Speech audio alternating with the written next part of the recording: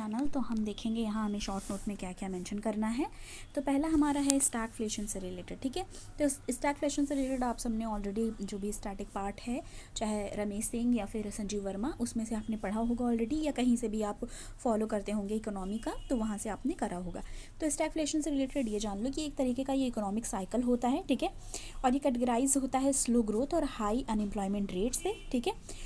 तो इसमें देखो क्या होता है, इसमें जीडीपी जो है वो डिक्रीज़ हो जाती है, अनएम्प्लॉयमेंट रेट बढ़ जाता है, डिमांड भी लो हो जाती है, और इन्फ्लेशन रेट जो होता है वो हाई हो जाता है। तो ये स्टैगफ्लेशन था।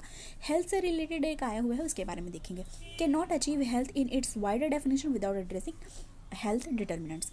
देखो ये क्यों आया है, इसका आप ऊपर डाल दो हेडिंग। मैं यहाँ पे डालना भूल गई, तो मैं भी अपने नोट्स में डाल लूँगी, आप यहाँ पे लिख लो। देखो आपको लिखना क्या है, यहाँ पे मैंने लिखा हुआ, 1 मिनट। आप हेडिंग ये डालो, यूनिवर्सल हेल्थ कवरेज, ठीक है। यूनिवर्सल हेल्थ कवरेज यहाँ पे हेडिंग डाल लो, फिर हम देखते हैं यहाँ पे क्या पढ़ना है हमको। अब देखो यूनिवर्सल हेल्थ कवरेज में बात की गई है हेल्थ डिटर्मिनेंट्स की। इसमें बात की जा रही है women and child development, food and nutrition, agriculture and animal husbandry, civil supplies, rural water supply and sanitation, ठीक है, सोशल वेलफेयर, ट्राइबल वेलफेयर और एजुकेशन और फॉरेस्ट्री। मतलब यहाँ ये कहा जा रहा है कि कोई भी मतलब किसी भी तरीके का हेल्थ में कुछ मतलब हम नहीं अचीव कर सकते किसी भी तरीके की हेल्थ विदाउट ये हम एड्रेस किए हुए कि हेल्थ डिटर्मिनेंट्स क्या है, मतलब फैक्टर्स क्या हैं जिनके बेसिस पे हम ये डिसाइड करेंगे, ये एड्रेस करेंगे हेल्थ डिटर्मिनेंट्स को। तो ये सारे डिटर्मिनेंट्स थे जिसके बेसिस पे हम देखेंगे कि सारी चीज़ें। देखो यूनिवर्सल का मतलब क्या है, फॉर ऑल, मतलब इंटीग्रेटेड मैनर में सारी चीज़ों का विकास करना, ठीक है। तो उसके फैक्टर्स हैं ये मतलब child development, food nutrition, rural water supply, sanitation, tribal welfare. तो ये सारी चीज़ें ध्यान में रखनी है। अब एक स्लोगन आया था हेल्थ फॉर ऑल बाय 2000, एक स्लोगन था, ये प्रपोज किया गया था जो हार्वर्ड महलर के द्वारा। तो इसमें क्या कहा गया था, health for all, health for all by 2000, ठीक है। और ये इंडोर्स किया गया था वर्ल्ड हेल्थ असेंबली के द्वारा 1977 में, ठीक है। अब ये जो स्लोगन है इसका इम्प्लीकेशन क्या है, इस स्लोगन का इम्प्लीकेशन है फॉर ऑल, ठीक है। हेल्थ फॉर ऑल मतलब सबके लिए, ठीक है, यूनिवर्सली सबके लिए बात की जा रही है यहाँ पे। अब देखो यहाँ पे यूनिवर्सल हेल्थ कवरेज है, ठीक है। तो इसके बारे में यहाँ से हमें जाननी है। तो ये 1977 में, अर्ली 1977 में ये फिनोमेना आया, ठीक है। यूनिवर्सल की बात की गई, यूनिवर्सल हेल्थ कवरेज की बात की गई, ठीक है। नेशनल हेल्थ पॉलिसी 1983 में, ठीक है। इसमें क्या कहा गया, committed itself to health for all, health for all की बात की गई है यहाँ पे। गोल क्या, गोल बाय 2000, तो उस समय गोल 2000 तक रखा गया था, ठीक है। हमें ये जानना ज़रूरी था, जब भी कोई भी चीज़ आती है आपको पता है करंट में होती है, तो हमको उसके जाना पड़ता है हिस्ट्री में। तो यूनिवर्सल हेल्थ कवरेज बात कब हुई थी ये हमें जानना है, तो ये बात कब हुई थी और कब तक इसका गोल बनाया गया था कंप्लीट करने के लिए, तो ये भी हमने देख लिया। अब यहाँ पे है international conference on primary health care at Alma Ata 1978। तो आपने पढ़ा होगा, बहुत बार अल्मा अटा की बात होती है, ठीक है। क्या है ये, इसमें लिस्ट किया गया था 8 कंपोनेंट, किस चीज़ के लिए, of minimum care for all citizen.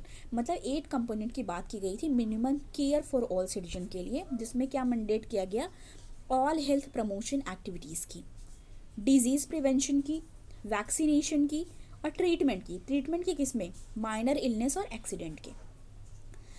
और इसमें नॉन कम्युनिकेबल डिजीज़ की भी को भी देखा गया है, एक कंपोनेंट रखा गया है जिसमें क्रॉनिक डिजीज़ जैसे कि मेंटल इलनेस वगैरह, इन सब की बात, क्योंकि यूनिवर्सल की बात हो रही है, मतलब फॉर ऑल, मतलब सबके बारे में बात यहाँ पे सोची जा रही है, पर्टिकुलर किसी एक सेक्शन की बात नहीं सोची जा रही है, इंटीग्रेटेड मैनर में सोचा जा रहा है।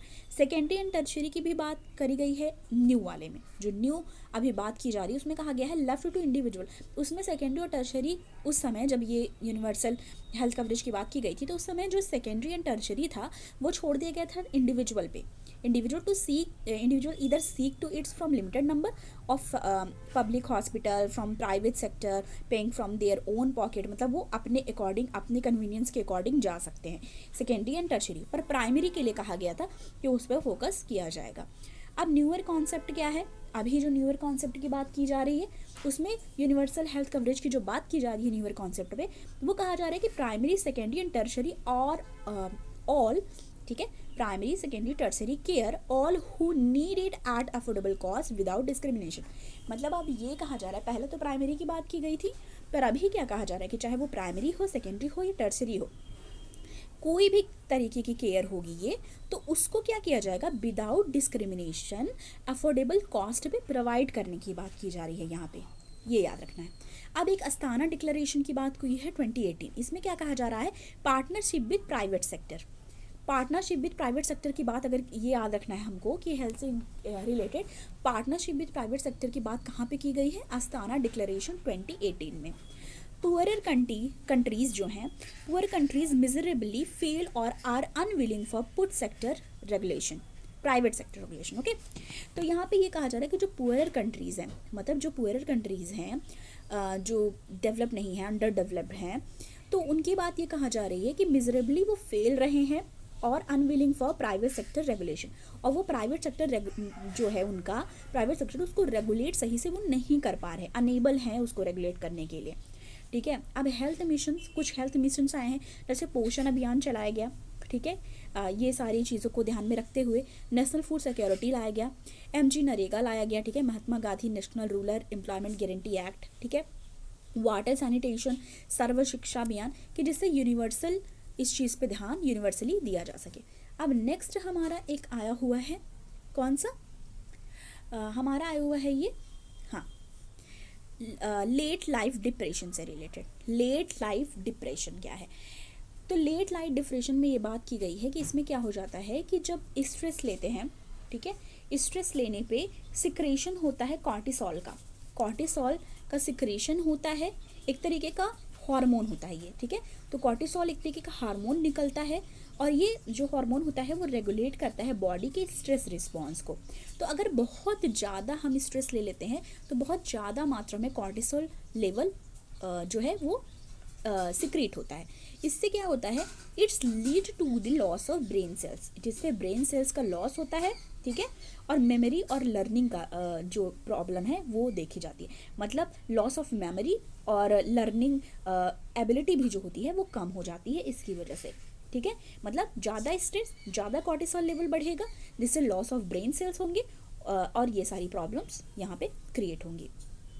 अब यहाँ पे देखो वस्कुलर डिप्रेशन की बात भी उस आर्टिकल में जो हमने पढ़ा, आप उसमें ज़्यादा अच्छे से डिटेल में बताया है मैंने, तो वो जाके एनालिसिस वाला वीडियो अच्छे से देखना, और ये तो शॉर्ट में यहाँ पे बताया है। वस्कुलर डिप्रेशन क्या है, ये इसमें बताया जा रहा है कि brain lesions disorder of executive dysfunction, मतलब इसमें एक तरीके से जो डिसफंक्शन होते हैं, ठीक है, डिसऑर्डर होता है इसमें, तो डिसफंक्शन होता है कि किस तरह का, जिसमें डिफ़िकल्टी आती है टास्क कंप्लीट करने में, मतलब अगर किसी को वस्कुलर डिप्रेशन हो रहा है तो उसको डिफ़िकल्टी आएगी कि वो कोई जो टास्क है वो कंप्लीट कर पाए। डिसीज़न मेकिंग, उसकी जो एबिलिटी है वो रिड्यूस हो जाएगी, उसको डिसीज़न लेने में प्रॉब्लम होगी, वो जल्दी से निर्णय नहीं ले पाएगा, मतलब किसी कंक्लूज़न पे नहीं पहुंच पाएगा कि उसको क्या करना है क्या नहीं करना, ठीक है। Experiencing irritability and social withdrawal, मतलब इरिटेशन होगी उसको बहुत ज़्यादा, वो फील करेगा कि उसको इरिटेशन हो रही है, और सोशल विड्रॉल मतलब सोशली वो क्या कर लेगा, अपने आप को कट ऑफ कर लेगा, किसी से मिलना जुलना पसंद नहीं करेगा, अकेले में रहना पसंद करेगा। तो ये सारी चीज़ें इसमें देखने को मिलती हैं।